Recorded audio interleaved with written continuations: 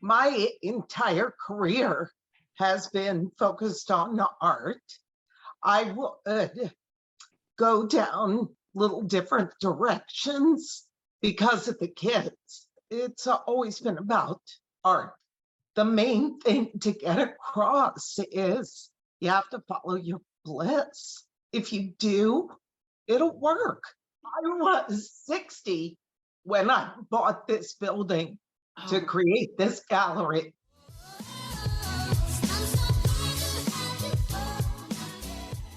What's up, my Pysa Noel Show, passion propellers and bold beauties. That's what I call my followers now, Emily. I love it. I have somebody that I'm super excited about. I have Emily Andress here. Hi, Emily. Hey. And as you can see in her beautiful background, she's an artist, amongst other things. So we'll talk about that as time goes by. I'm so excited she came. And if you're on YouTube, if you're not, then go on so you can see the pretty people I have on here. But she has this pretty like pink hair and everything. So like, oh, I'm so excited. Okay, so I know Emily from when I was in high school, and her daughter is 3 years younger than me. And we were on the dance team together. And it was just so much fun. And Emily always just gave me such a good form of confidence. She always was super nice. She included me in so many different things. I got to do a costume catalog with her, and she's always just been very artsy. And I was really drawn to her for this show because she always had art in her life in some form, but I've seen so many different forms that she kept her passion in her life that I was like, this is just amazing. And in 2015, I went to her place in December, I believe it was 2015. And my mom, who most of you guys know passed away, she was with us. And I'll just never forget going over there. Emily said to me, Pysa, just be open. And I'll never forget that. That still rings to me to this day. And actually, that's a good root of why I started this show, because she would always say, just be open. And in my mind, like I always just wanted to do this industry dance, but she would say, be open. So I think about it in my relationships. I think about it in my professional life. I think about it in everything I'm doing. And this is a way that I was open. So I thank her for that. And then she also did a beautiful painting of me. And she also told a story about her art journey. And she mentioned about traveling, and I need to hear the story again, but I just really admire how I've seen her raise a family and also still pursue her passion.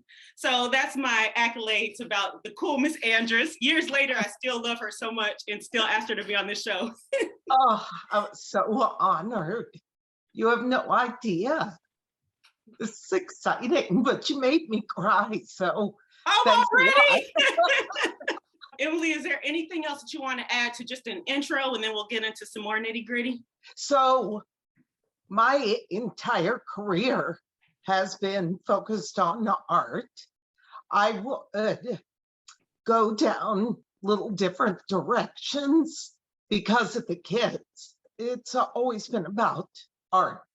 That's what I went to college for.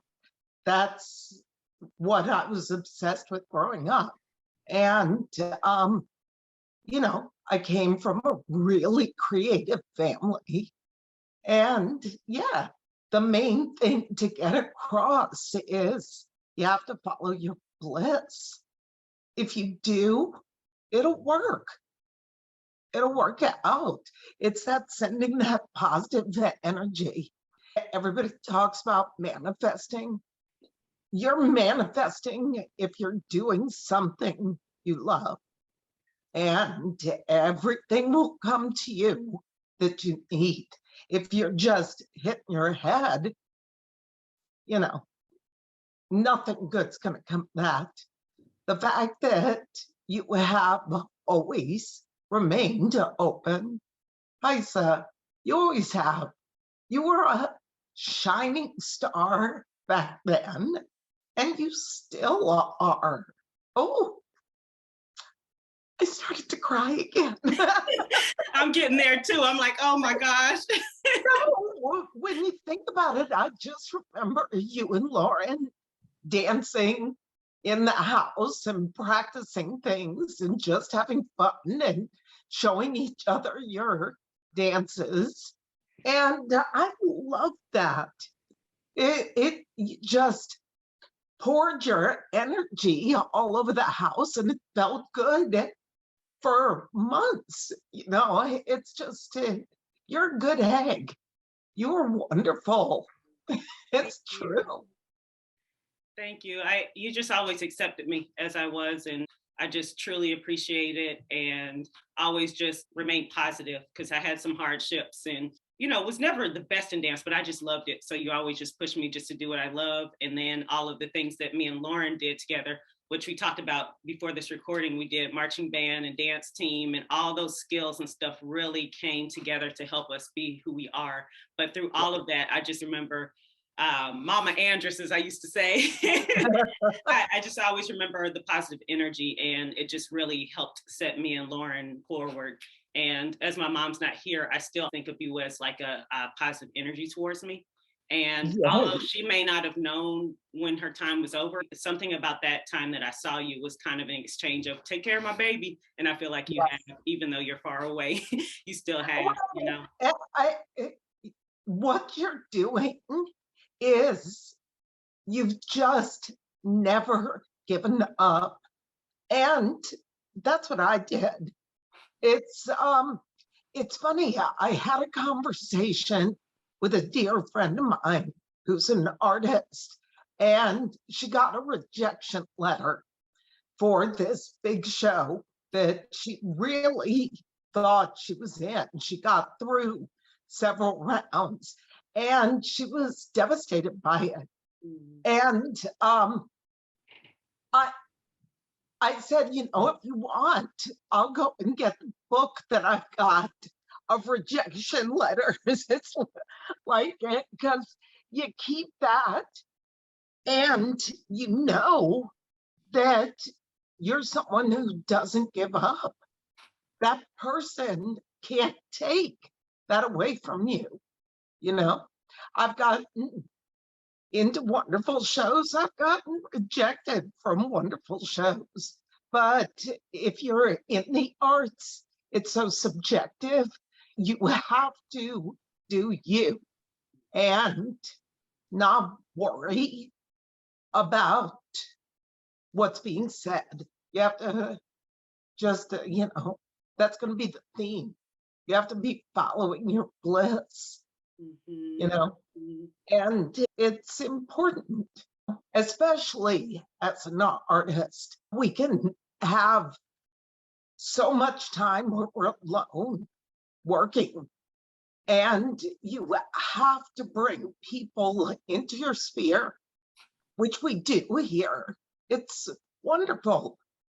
Just these marvelous artists who come on Thursdays, and we talk about what we're doing, and we push each other. And, you would hope that's how life would be, just in general. I'm really glad that you brought up the rejection thing. And I actually love the fact that you have a book of rejections, because that kind of keeps you oh my gosh, that's a really good idea. Like, everybody likes to always say, oh, let's think about all the good stuff, but the rejections is actually gives the reverse effect. It makes you say, look what I came through, and look what happened here, and what happened there. And so I love that. And I love that you're saying being true to yourself, and you bringing people in on Thursdays and just meeting new people and everybody inspiring each other. It's very important to form a community and to inspire the next generation. Oh, it's a must, because people can get super competitive, and that can create this kind of not great atmosphere. We celebrate everybody's success. It's key, and it keeps the energy in my studio and in the gallery. People will walk through the door and say, oh my God, it feels so good in here. Yes, I can imagine. Oh my gosh. It does. It's just so wonderful. I started a lantern parade here in Mountain Holly. It's perfect for a small town. We're just 15 minutes from Charlotte, downtown Charlotte. Oh, wow. I didn't even know this was here. But the lantern parade is to thank the art teachers that I had, because the community gets together, gives me money to buy the supplies for the art teachers all throughout Gaston County. And the community members, people who would say, oh, I had no idea I could do this, are marching down the street at night with their lit up creations, okay? So they're on display, sharing their light. And it's remarkable, the energy it leaves. I keep saying that, but you can feel it. People talk about it all the time. We had a 92-year-old woman make a lantern. She and her book club came over and I taught them. 92 years old. She couldn't walk the parade. They drove her in a golf cart. She had said her entire life she had wanted to be in a parade. Do it, you know, and she did it. And it was amazing. She couldn't believe how she felt. So you always want to be in a parade. Be in a parade. You want to do a talk show, you're doing it. It's beautiful, Pysa. And so all that good spirit, I keep saying it, it's just going to keep surrounding you and dumping all kinds of goodness on your head. I love it. And the two things that really resonated in that is this lady was 92. So everybody should stop saying it's too late for things to happen. 92. I was 60 when I bought this building to create this gallery. It's like, it's never too late. It is never too late. Yeah. Ever. And when you know that, it's so spectacular. You realize you can do anything. It's shocking. You know, of course, we're on social media together, so I get to see everything happen. Every time I see Emily, I just look at it and say, it's never too late. Be kind, like Emily was. And like I've seen firsthand how just keeping good energy, staying positive, being kind, which is really important, being inclusive, just enjoying everybody's special beauty, all of that stuff comes back to you. And I've seen you flourish and I'm like, oh my gosh, because I was somebody that I was like, oh, if this doesn't happen at this time, it's too late. And seeing Emily, right. It's not too late. And you can have all this stuff. You can have a family still. You can, you know, still have all this other things happen. And you just never know if you just stay positive. So thank you for showing me that. Your life has really inspired me. Well, you know, it does seem kind of crazy, but it's true. You can do anything. You know, the only limitations are what you put on yourself. I want a museum show. That's my goal, that I will go to the end of time. And if I don't get it, how much fun have I had along the way? And if I do, what's the next thing that I'll go for? It's so exciting to live life. Living life is amazing. It's just, I love it here. I love my kooky building. It was horrible when I bought it. Really? Oh, I would never know. I would never know. It was literally a brick box. It was dirt floor, no heating in the air, no electricity, no nothing. You could look up and see to the second floor. Oh. And it was everything I wanted. Even the shape of it, because it's historic. And it had been empty for 18 years. Oh my gosh. Yeah. Yeah. And so here's the thing. I only had so much money.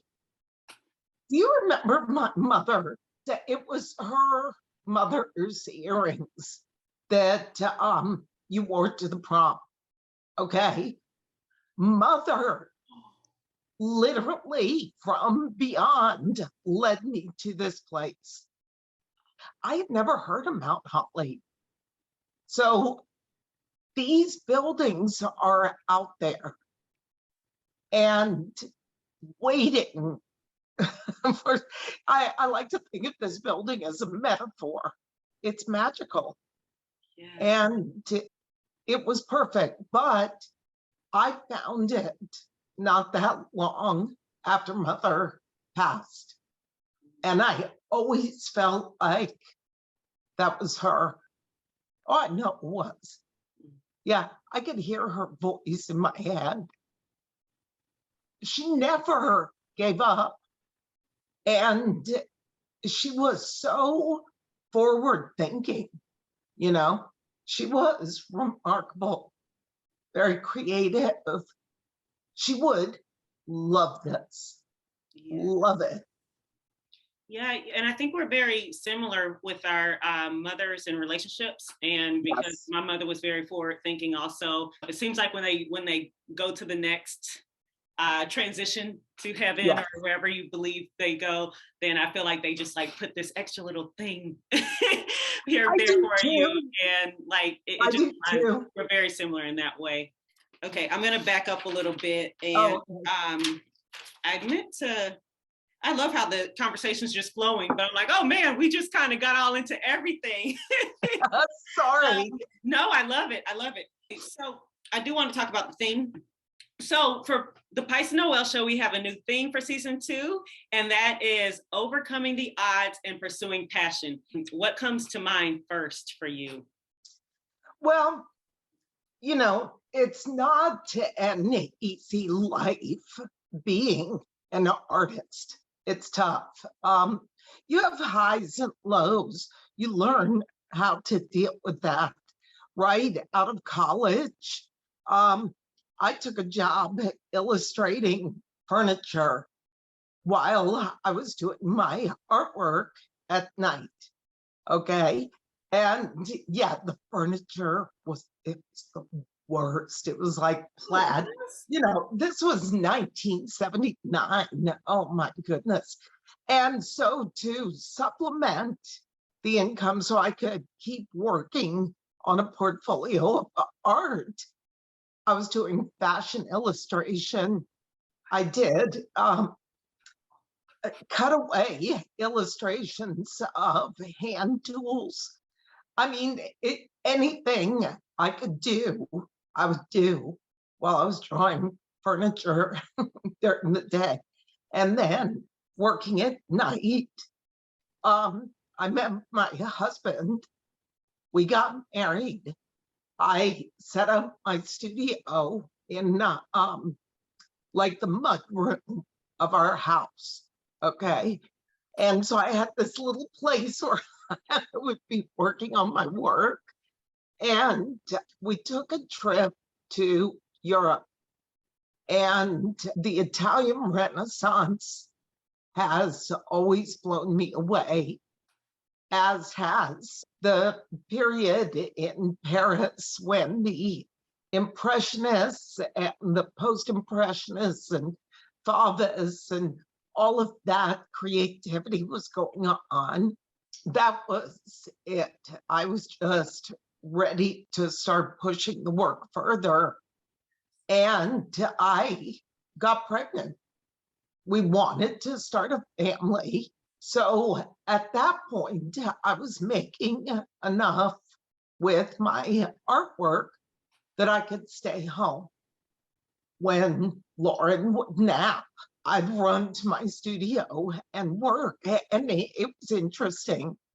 I don't know if it was the hormones, but that was a very prolific time for me. And when Matt came along, same thing, very prolific. I moved into an actual studio that I didn't share with a washer and dryer. And the kids, I worked around their schedules, whether it was napping as babies or wee school that they would go to. And I did outdoor art shows to keep myself out there, which also I was going all over the place. So I was able to get galleries at those places where I was. And I'm now fast forwarding because it was going great. 9/11 hit. And for artists, the art shows really just took a nosedive. So Lauren was dancing. I started doing costumes for her and Stephanie. Then I was asked to do costumes because we would win costume awards. And so I was able to keep body and soul together doing costumes while I was still trying to sell the artwork. And all of a sudden, it was, gosh, let's fast forward now to 2014. Mother had died in 2013. I was asked to be a part of a gallery in South End, and I got an art pop billboard. So my work was on a billboard for a year. And all of a sudden, everything took off again. That's how I was able to buy this building.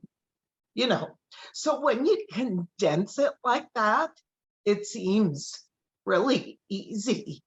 But if you go from 2001 to 2014, I was doing everything I could, selling my work where I could. And it's been amazing. It's just, I was always going to do it. It was never going to stop. You just hit bumps along the way. Stay tuned for part 2 of Emily Andress on the Pysa Noel Show.